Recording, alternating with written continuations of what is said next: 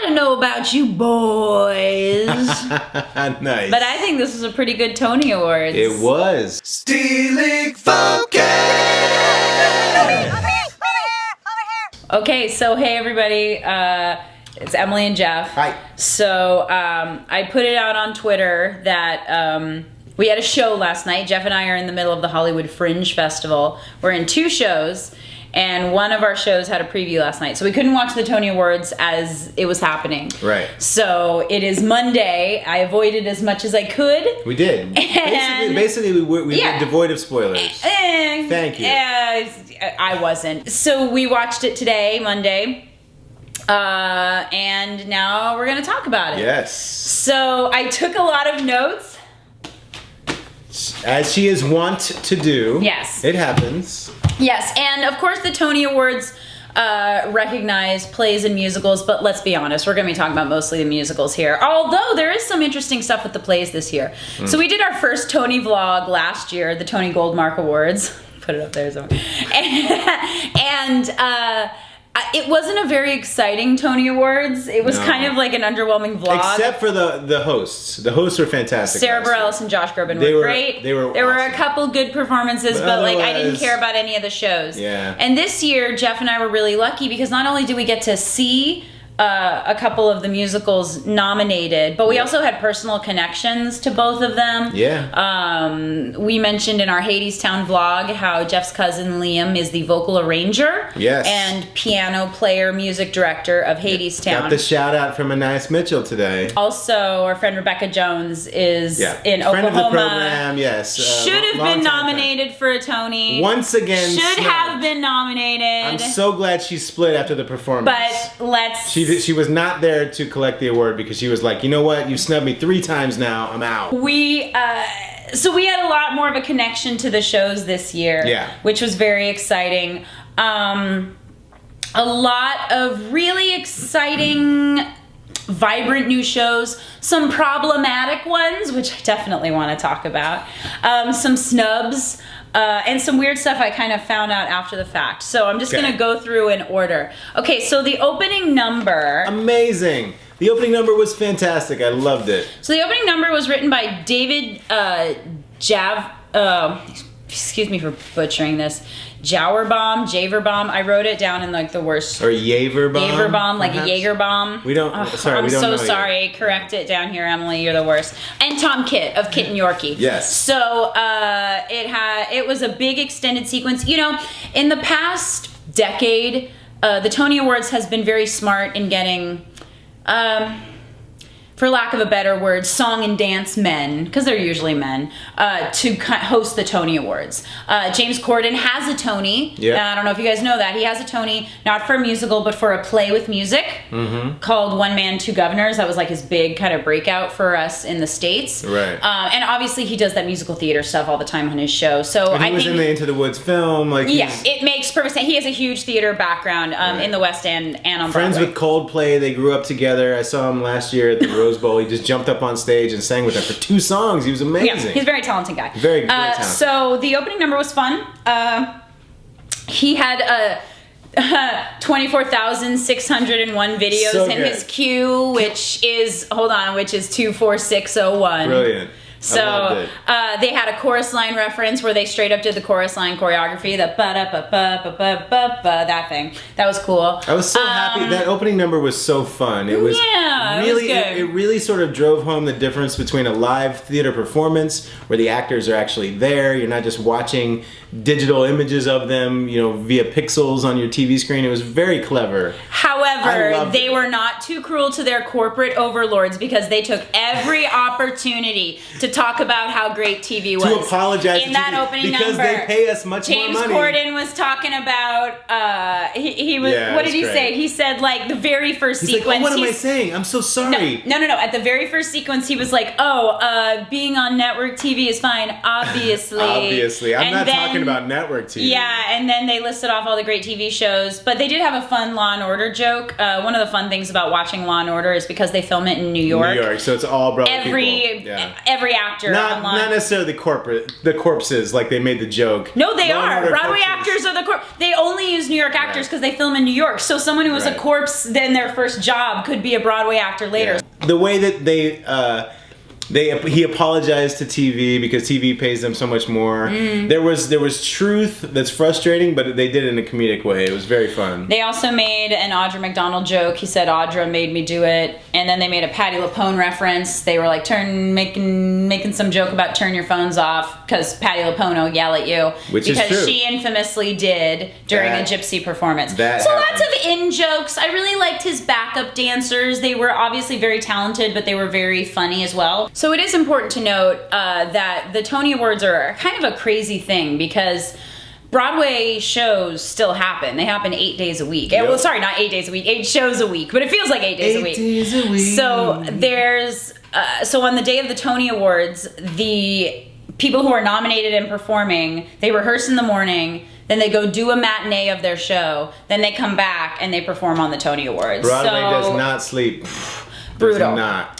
They do the same thing with cast recordings too. Cast recordings are usually on the Monday that they're dark, so it's amazing that more people aren't like vocally troubled. So all the Broadway people, it's Monday right now, so they're all sleeping today. Now they can chill. Yeah. And Celia Keenan-Bolger won for playing Scout in the new production of To Kill a Mockingbird. Yep. And Celia Keenan-Bolger she's part of the Keenan-Bolger family, and they're brother sister Broadway people, and she's done a lot of musicals. She was in 25th annual Putnam County Spelling Bee. She created the role of Olive, and she's done a lot of musicals, but recently she's been very much in plays. Like she was in Peter and the Starcatcher. There's a wonderful web series called Submissions Only, which is created and written by her brother, Andrew Keenan-Bolger. Yeah. Very funny. Check it out if you can. I'm sure I saw him in Newsies back in the day. Yeah. He played Crutchy. So the first musical to perform was Ain't Too Proud, the story of the Temptations. It was one of the 2 jukebox musicals we saw perform that night. Yeah. It was good. The performers were amazing, like unbelievable. So Jeremy Pope was nominated for featured actor in a musical for Ain't Too Proud and for leading actor in a play for Choir Boy. So I just want to point that out. This is how talented this guy is. And I mean, they were really great. We've been touching on jukebox musicals a lot lately because we saw Rocket Man and we're obsessed with it. But I gotta say, like, I'm not a big fan of the jukebox musicals where they're like, and then in 1963, I wrote this song and it was a hit. It just doesn't really do it for me. No, and that was kind of the vibe I was getting from that show. Me too. And as amazing as those guys were, I kind of like couldn't really get into it. But I love those songs, you know. And I love the Temptations, and I love Motown. I love Berry Gordy and the whole Detroit Motown thing. Yeah. I just don't like it when it's packaged in that way, like you said. It just doesn't. Yeah. It doesn't excite me. I'm not. Rocket Man has spoiled us. I think. I know the songs. I know how great the songs are. It's like you got to do something more. Yeah. I thought Ephraim Sykes, who was also nominated for Best Featured Actor in a Musical, he gave me some Billy Porter in Grease singing Beauty School Dropout vibes. Yeah, he was teen angel. Young Billy Porter vibes. So that's a compliment. They're very, very talented. So then James Corden did this bit where I felt like it was a vamp, because there was all this talking under. It's like they didn't turn the mics off on this. First of all, they didn't turn his mic on right away. Yeah. And then you could hear all this hustle bustle backstage, and it felt like they were vamping. There was a live mic backstage that they didn't get covered. There was some technical issues. But there's always technical issues at the Tonys every time. Yeah. But it was fun because there were some fun acting moments. So he asked Kristen Chenoweth to show her loser face, and that was funny. And then the boys in the band, that was great. Andrew Rannells was by far the funniest because he's great. And then Jeff Daniels did. He did Jeff Daniels. He is curmudgeon, but he's a brilliant actor. Good for him. He's also a great player. Well, in that funny moment, he was just making a funny face, going. Well, he defied the direction. He didn't give the smile. He just gave the misery. Right. It was funny though. It was funny. Okay. LaTanya Richardson Jackson. She's been married to Samuel L. Jackson since 1980. Yeah, that's before. Did you know that? I didn't know that. It's before he did Coming to America as an unknown in '86. That's amazing. Yeah. Sorry, amazing. I just wanted to point that out. They were so cool. I've never seen them ever like on an award show or anything together. No. I mean, I'm sure they have been, but like I just had never thought about Samuel L. Jackson's home life ever. Right. and I was just like, wow, they've been together for like 30 years. Over 30. It's 40. Because it's 2019. Oh almost 40 years. Almost that's a long time. No, but it's just... Bravo, Sam. Yeah, and he's never been public about it, or they've never, you know... Oh my God. That I've known, so that was very cool to see. Elaine May won her first award for acting at 87 years old. Started in 61 with Mike Nichols as a comedian in Chicago. She was a great comedic writer. Nichols did and all May. kinds of... Yeah, Nichols and May. Did lots of really, really wonderful sketch comedy. And she told a great joke for her award. For her speech. I mean, she was like, I'm gonna win this guy's Tony. Yeah, she's like, she basically did not take credit for her own Tony. I mean, she's 73, I think. She's 87. Wow. Andre DeShields is 73. Sorry. Yes, and Andre DeShields also won his first Tony ever. Lovely. Which, again, How is Andre DeShields just winning his first Tony? It's always just per chance, depending on the year, depending on the show. You never can really... He was so good in Hadestown. The stars have to align. Yeah. Okay, I want to talk about Tootsie. Because Tootsie won a couple Tonys. It won Best Actor for Santino Fontana, who you know as Hans from Frozen. Love isn't open. Yeah, so now we have multiple Tony Award winners in the lead roles of Frozen. And Tootsie won Best Book. Now, I haven't seen Tootsie, but it's been very problematic because, well, there's a lot of reasons. Well, the movie was early 80s. It was a totally different time. It's not doing the movie version. It's if you noticed from the musical number, he's a Broadway star. So the whole concept that this guy is hitting 40 and is over the hill, number one, that's bullshit. No man has ever been over the hill at age 40. If he was a woman, then yes. But the whole concept of that is bullshit. It's very contrived. Now, I know they've updated it to make it on Broadway, make him a Broadway performer, and kind of try to tell it more from the woman's side of things, even though it's still about a straight white guy. But there's the inherent transphobia in the story itself, which is the idea that dressing as a woman, if you're a man, is buffoonish and silly. And it's just, I feel like we're so past that now. It was, it seemed really out of place. Especially when we have shows with drag characters and trans characters. And it just, I don't want to diss Santino Fontana because he's really talented. So good. And very charming. And I really liked seeing him perform in his Dorothy look. I thought he looked great. That was a quick change. They did it quick. Oh, they must do it the whole show. Yeah. I mean, but... it seems problematic to me, and it wasn't impressive enough to me to kind of grab me. I was like, oh, here I go. I'm going to watch that I Want song of the white guy coming down center going, woo! I mean, I saw that in the Full Monty. Life is so hard for me. Like 20 years ago, and they're still doing it. It looked to me like what I cringe about with musical theater.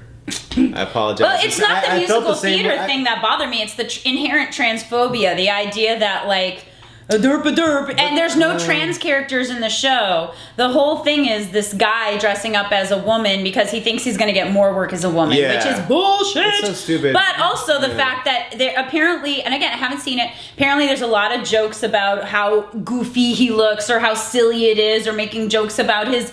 like it's 1980. Like, this is ridiculous. Or like it's 40 years down the line. Or it's like a couple years ago. Or it's like 2019. Yeah. Because we're only now in these past few years having real discussions about transphobia and the trans panic, the idea that a guy is trying to pass, and then making no comment on the fact that maybe he likes being in drag, maybe he likes his alter ego as Dorothy. It's just like, I'm in drag. Isn't that funny? So I think that's kind of a story we don't need to hear anymore. Well, the reason why it's up is because the tourists still laugh at it. It's still a thing that the masses, it's easy. It's easy pickings for jokes, but it doesn't do anything for me.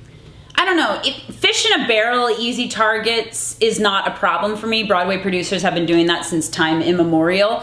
That doesn't bother me. The fact that we're supposed to be a progressive community, that the Broadway community is supposed to be so loving and inclusive, and the fact that a group of white, straight, cisgender guys is producing a show like this, and all the reviewers who are white, straight, cisgender guys are like, bravo, this is real. It's different than the movie because women. And it's like, okay, but there's still really inherent problems in here that it didn't even occur to you. And maybe that leads me to Best Director of a Musical, Rachel Chavkin, who pointed out that it's just fucking lazy in this day and age if you don't have diversity in your cast and creative team. Yes. Because there are things that won't occur to you as a white person or a straight person, and you need other voices around to give that input. So, you know, I don't want to diss too much on actors doing a good job and having work and like giving all that they can, but I don't think we need Tootsie anymore. I don't think it's necessary. Time's up. Moving on, Andre DeShields, we talked about him. He was wearing his Hermes shoes.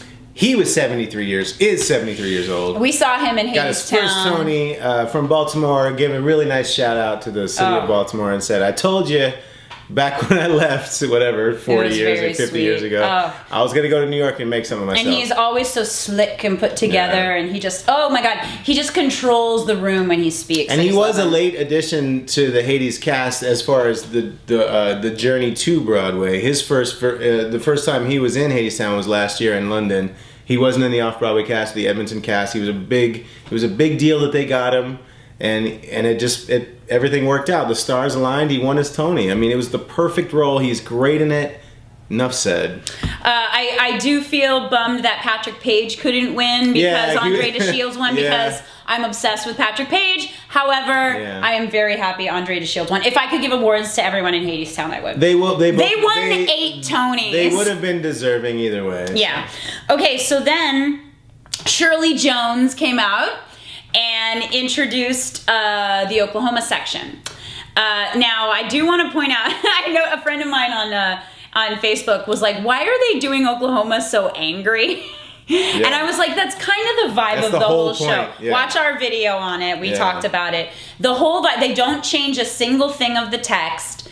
They change the intention behind everything, and they strip down the band. So Oklahoma, and being in the house, when they did Oklahoma, they keep the house lights on for almost the whole show. It's in the round. It's at Circle in the Square. And you can see the whole audience. And even though they're kind of like aggressively stomping during it, like the whole audience was in it. Because everyone knows Oklahoma. Everyone knows that song. So you just have that vibe of everyone around the house just stomping and clapping and kind of going, fuck yeah. It had a really great vibe in the moment. I imagine seeing it on TV might have been weird, but like in the moment, oh my God, it was so great. And like Emily mentioned, like without changing any text, if you change the intention to sarcasm, it works so amazingly. They weren't being sarcastic though. They were sometimes they were. But not in the song Oklahoma. Not in this song. In the song Oklahoma, it's more like going, yeah, we're here. We're a territory. We're in this town. We're in this country.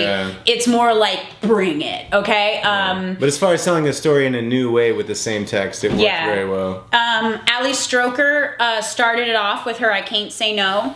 Amazing. What a voice. So I want to talk about her for a second because my friend Ryan Scott Oliver, he's a musical theater composer. He's been in New York for ages. And he has this... He's had this ability to discover people, and then eventually they like become these big Broadway things, like these Tony Award winners, like Lindsay Mendez. Probably things, these trinkets. Yeah, he and Lindsay Mendez collaborate a lot on stuff. And the guy who was Beetlejuice. Yeah, and so way back, ages ago, over 10 years ago, Ryan was doing a reading of his musical Mrs. Sharp, which is adapted from the movie To Die For with Nicole Kidman. It's about the teacher who like has an affair with a student and then gets a student to like kill her husband. So did Tom Cruise play the student or no?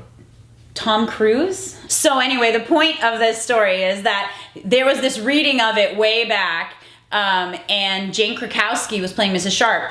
And then there's this girl who's like a Eve Harrington type who's like obsessed with her, and she sings this song called Her Sweater, and Ryan cast Ellie Stroker in it. And I remember him going, you know, this girl, she's in a wheelchair, and she just like, she's so good, and it just kind of added this interesting dynamic to her performance, this like desperate girl who wants to fit in. And ever since then, I've kind of seen her in the periphery of my life, popping, like she was on Glee or the Glee Project. And then she was in Oklahoma, and, you know, we saw her, and the wheelchair is completely...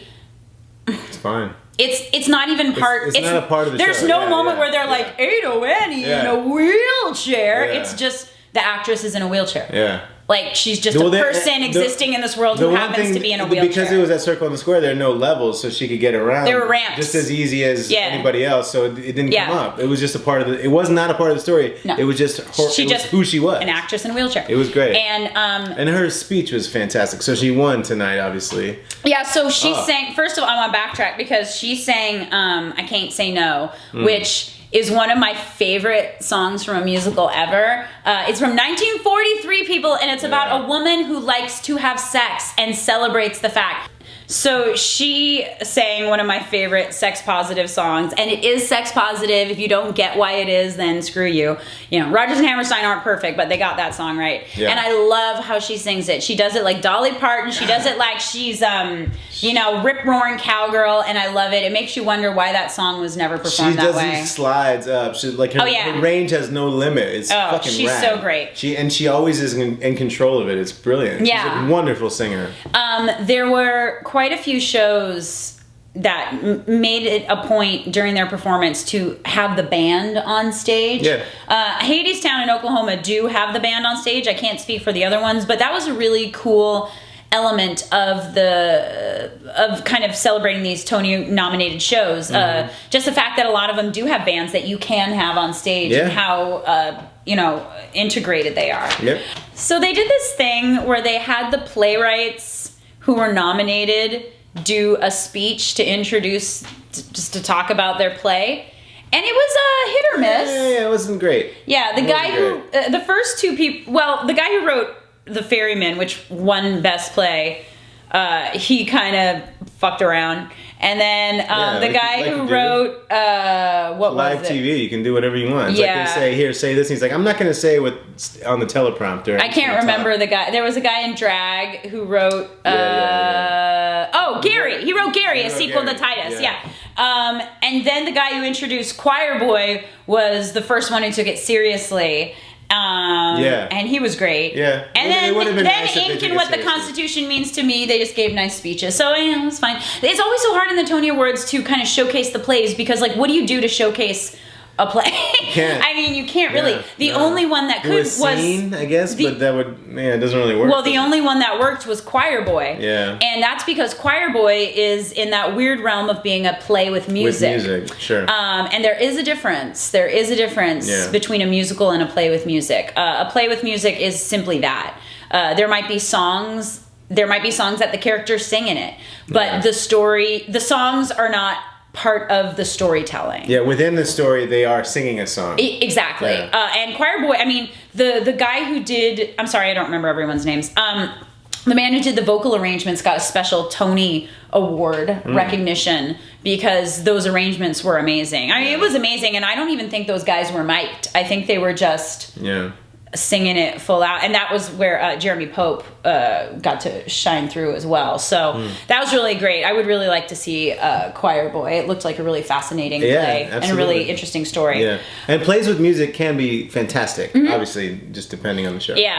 Okay, so so we've been rewatching Westworld just because Game of Thrones is over, and I need to rewatch it like in a binge setting so I can remember. So it's never hit me until now that Rachel Brosnahan looks exactly like Evan Rachel Wood because she had Evan Rachel Wood hair. I thought she was gonna pull out. I thought it was Evan Rachel Wood, and it was Rachel Brosnahan. They both have Rachel in their names. They look very similar, and they have the same face.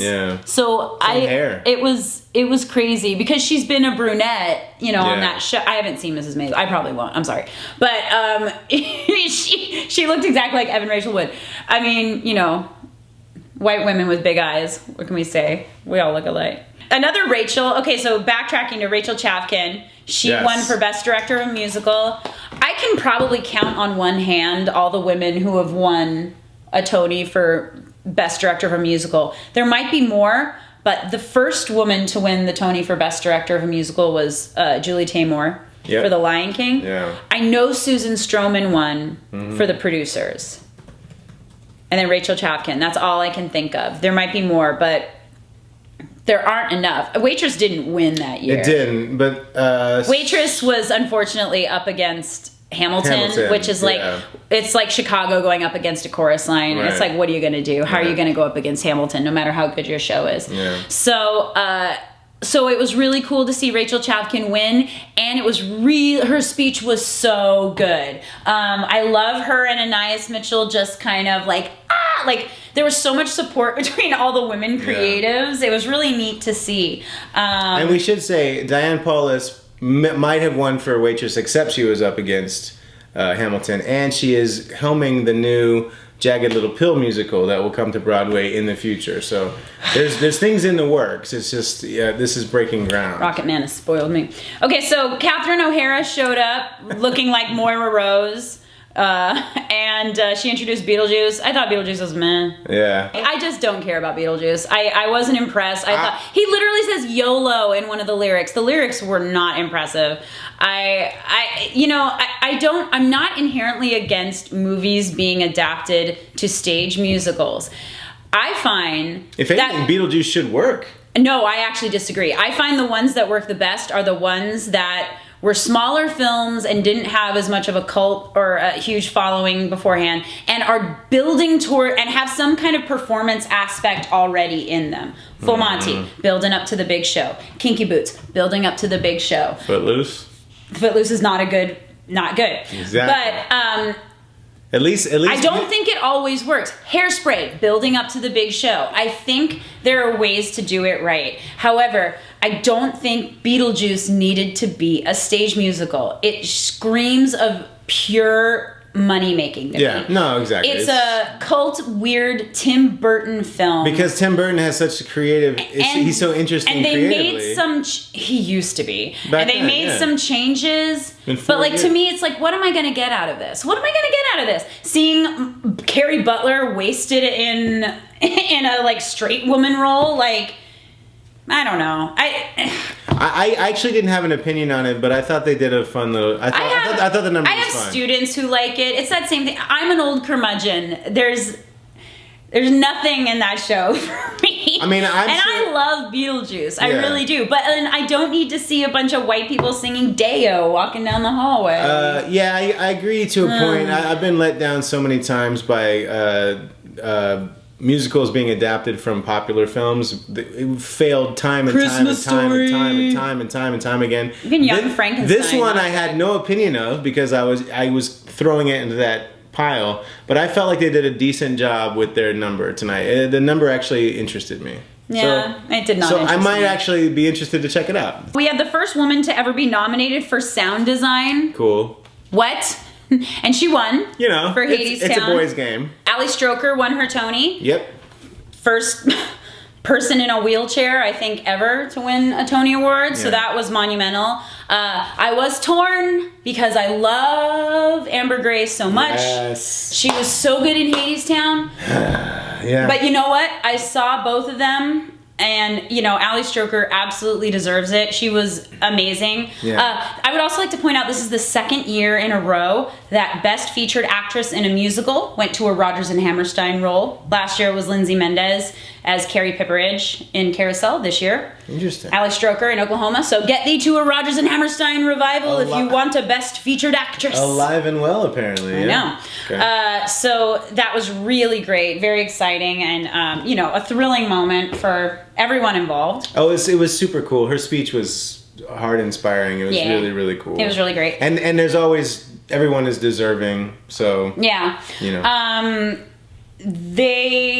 I do want to point out they were using projected backdrops for all the shows. It was all projections, and the projections all looked exactly like the sets. So it was a really great way to bring the world of each of these shows onto the, Radio City. Yeah. Radio City. Yeah. I really liked the number they did from the prom. The prom didn't really win. I don't think they won anything. No. But they were nominated for a good amount of stuff. And every time they were nominated for something, like the crowd would go nuts. I feel like there's a lot of love for the prom, especially in the community. Yeah. And it was a lot of fun to watch. I would be willing to see the prom, and I don't know if I'd get into the soundtrack. I feel like I'm too old, but there's probably a few songs in there that I would like. Yeah. I love the cast. I love their performance. I could not believe they weren't nominated for best choreography. I loved their choreography. After watching that, that's and I liked everyone at the prom in their sneakers, because that's what you do later in the night. You change your shoes to your sneakers. It was cute. I don't know. Maybe there's a thing about it in the show, but I thought it was really cute. I liked it a lot.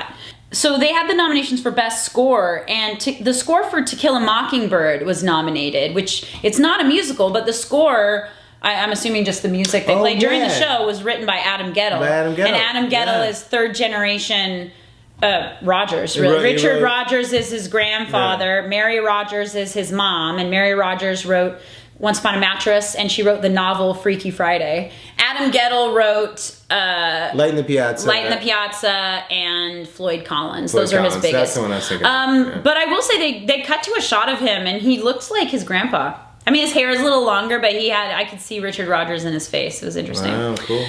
Okay. So, that bathroom song. I only just found this out, and I'm kind of pissed at the Tonys for not bringing this up. That is a song from Be More Chill. And it's called Michael in the Bathroom.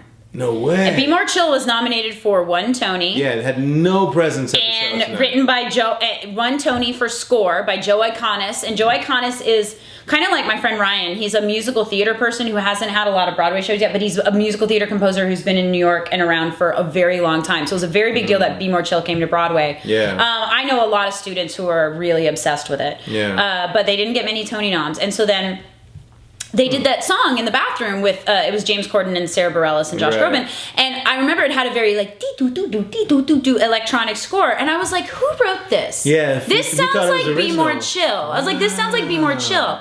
Cool. I want to find this out. But it's not cool because they never acknowledged it. They should have at least. And they're not nominated for any Tony Awards, so no one ever took the time to say that was a song from Be More Chill. And no one would think to say that because they changed the lyrics.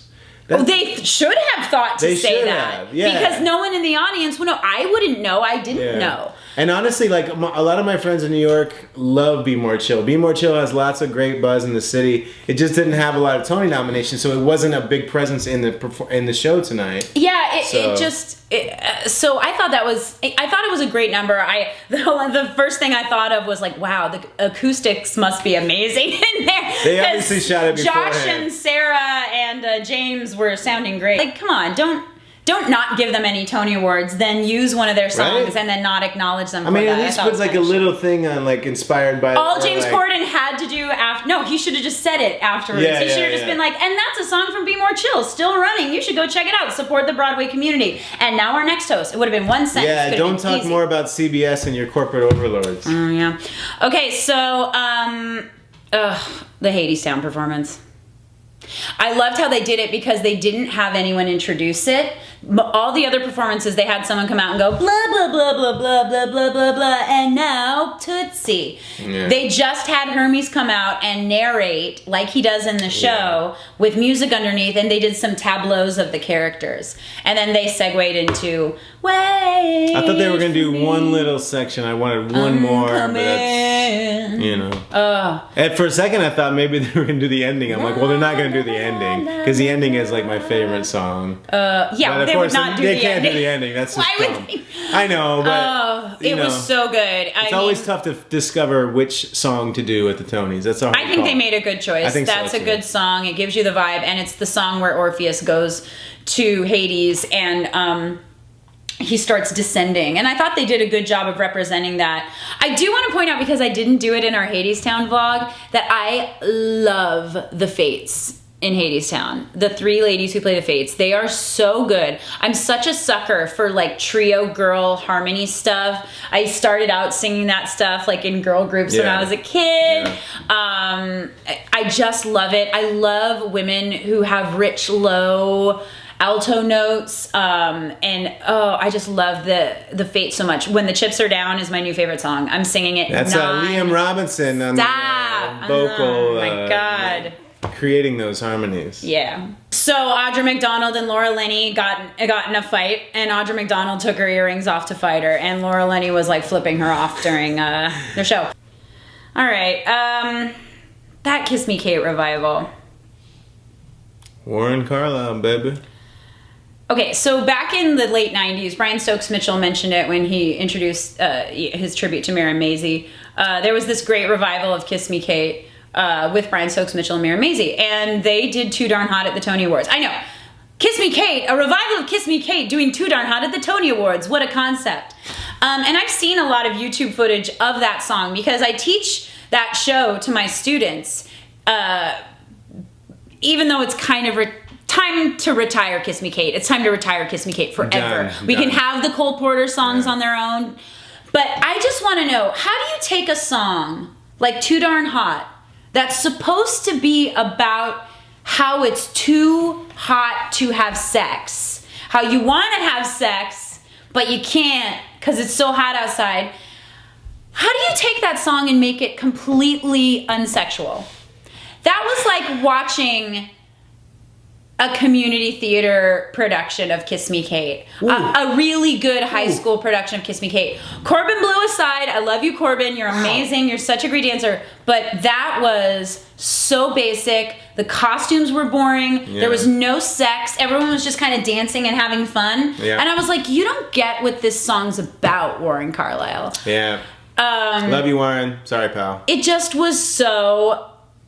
we were supposed to see Kiss Me Kate in New York, and we ended up seeing Harry Potter and the Cursed Child instead. We gave it. And I'm so glad we did. So it's the same with Hello Dolly when it came to town. We saw it. It's just, I don't understand just rehashing these musicals over and over again with the same by-the-numbers the problem with Hello Dolly... Oklahoma, they did something completely new with it. That I can get behind. I don't understand these museum piece musicals. Well, I don't...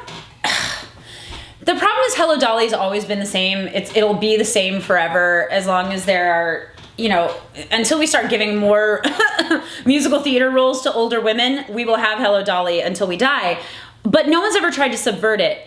Kiss Me Kate, because it's based on one of the most sexist plays ever written, when it originally came out, it was subversive, and now it's not anymore. And it's like, you can't do it unless you're going to do something interesting with it. Like playing up the overt sexuality that Cole Porter hinted at in Too Darn Hot. But instead, it was like, why am I seeing this? Why is this a Broadway production? If I saw that at Musical Theater West, if I saw that out at some really good regional theater, I would be perfectly fine. But paying Broadway prices to see that, I don't know. I think this new version of Oklahoma has opened a whole lot of doors, and we're going to see a lot of this in the future, reimagining of these shows as opposed to paint the numbers, do the same. But there are some musicals that don't need it. Kiss Me Kate, we don't need to do anymore. We don't need to. It was barely a masterpiece anyway. There's good songs in it. But it's always been problematic because it's based on The Taming of the Shrew. Which is so old. And it's a 40s musical too. And Cole Porter, he wrote a song where the characters go dick a dick, and it feels like it just went over their heads. There were only 2 musicals nominated for Best Revival, and it must have been of course Oklahoma won. Yeah, Thank God. It was not going to be Kiss Me Kate. But seriously, that's the thing about revivals. There was only 2 that qualified. You got a 50-50 shot. Not bad. So we have the Cher show, which is apparently just doing that Donna Summer show from last year, that template, young, middle, old. There's a very tried and true formula here that's been used over and over again. And I haven't seen it, but I get the feeling it's a lot of, and then I did this, and then I did that.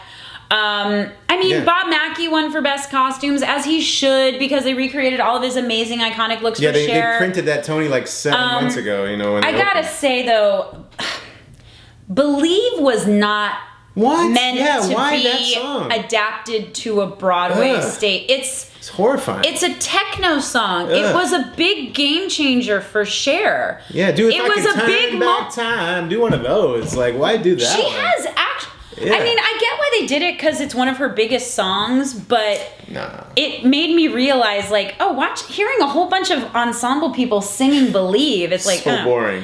And Stephanie J. Block won a Tony for it, and I'm conflicted because I feel like Stephanie J. Block has been around forever, and she's never had that breakout Broadway role. She was going to be Elphaba. She was the original Elphaba in Wicked, in all the readings, and then she booked the Pirate Queen, and then was like, well, I have to get this. So then Adina gets Wicked, and then what ends up happening? Pirate Queen, and then Wicked, blah!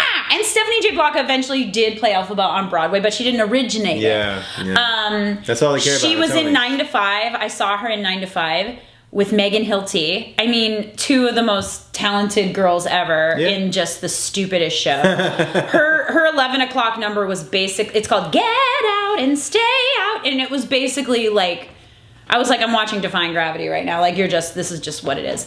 I never saw. I was up for that show and I didn't book it, so I never saw that show. She was in the Edwin Drood revival, and she was Edwin Drood, which is great because she's got a very Betty Buckley-esque voice. She was in The Boy from Oz. I think she played Liza Minnelli. I think. Yeah. Something like that. So she's good at impressions. She's very talented. To me, though, I wish that it felt like a consolation prize. It felt like when they gave Martin Scorsese the best director for The Departed. It was just kind of like, well, Stephanie, you're very talented. You've been a big part of our community. You've been around for a while. Yeah. Here you go. Yeah. Or Denzel for Training Day. He deserved it like 10 times over before that. Training Day, it's like... or Kate Winslet for The Reader. Yeah. You know, it just was like, Stephanie, we love you. You've been around for... And... You know, if that's how she gets her Tony. I mean, now she has it, and hopefully it'll make people want to like put her in the original productions of things and really appreciate her, because she is amazing. She is very talented. And one would imagine that the tourists are flocking to see the Cher show. I don't know who else would go see it, really. I mean, other than you know, fashion buffs. Yeah. I don't know. Why do we need to see this? I don't know. Bryan Cranston won. Yes, Bryan Cranston also had a really funny cameo at the beginning. He got caught walking out of the first number, and James Corden called him out. It was brilliant, very funny. Yeah, so he won for the stage adaptation of Network. Sure, I mean, why not? We all love Bryan Cranston, right? Yeah, and that seems like that would be a really funny play, because it hadn't been adapted for the play. It was a screenplay. Yeah. By Patty Chayefsky from Fosse Verdon. The character in Fosse Verdon, ably played by Norbert Leo Butz. Yeah. But a wonderful screenplay, one of the best ever, written in the late 70s, about, you know, very trying times at that time. But I think it would really hold up right now as a play. So I didn't have a chance to see it, but I'm sure Bryan Cranston knocks it out the park. It feels like, to me, it's just kind of like, Bryan Cranston's in a play. We got to give it to him. Usually, that has to go to the most famous. But you know, actors. I like Bryan Cranston. I got no beef with Cranston. Nah, he's cool. And then you say, like, finally, the white man gets the break. Yep. If you call it out, that means it's okay. Somehow he knows how to get in front of it. Yeah. Smart guy. So the In Memoriam was brutal. Pretty sad. It really sucks that Mary Maisie died this year. I totally forgot. Really, really sucks. Yeah. Awful. There were a few others. Neil Simon, one of the greatest playwrights of all time. Gary Beach. Yeah, Gary Beach, who was pretty young. I think he was in his 60s or 70s. Yeah, maybe. I didn't expect Gary Beach. He was in Beauty and the Beast. He won a Tony for the producers. Yeah, and he was in the original productions before Matt Broderick came in as well. And Carol Channing, of course. You know, the Oscars didn't bother to recognize her, so thankfully the Tonys did. You know, I forgot about that. That was outrageous. That was so stupid.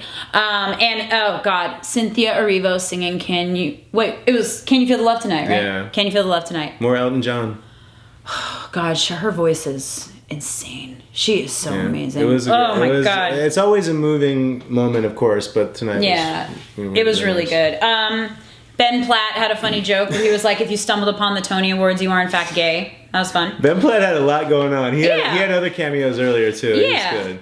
And then, Santino won, then Stephanie J. Block, and then Hadestown won. Hadestown. Way down, Hadestown. Hadestown won 8 Tony Awards. It was nominated for 14.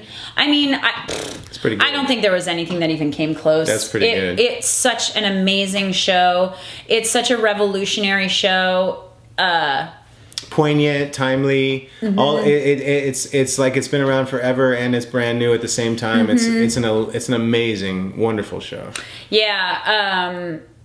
I didn't even realize, I was listening to it when we were, a little, after we watched the Tonys, I was listening to it. So they've been dropping the score, the Broadway cast recording, they've been dropping it in chunks. They're going to be dropping it all summer. So I think there's 9 or 10 tracks that are on Spotify right now. Yep. So I've been listening to them like crazy. And I was listening to Why We Build the Wall, and it didn't kind of really hit me until listening to it for like a third or fourth time that in the call and response stuff, the ensemble is adding on each line that Patrick Page does. And I've just been obsessed with Amber Gray doing Our Lady of the Underground. I don't know about you boys. I just doing that all the time. Yeah. So you're okay that she didn't win the Tony?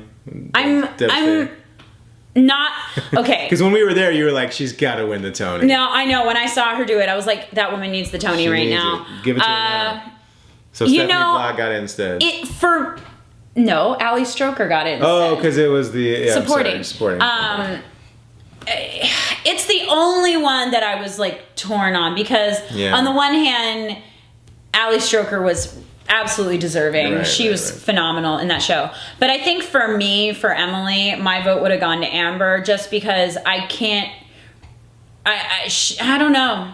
She had this force of energy that I don't think I'd ever seen on a Broadway stage. Ali Stroker is amazing, but except for the wheelchair, she is a very standard kind of comedic female presence on stage, and that's great.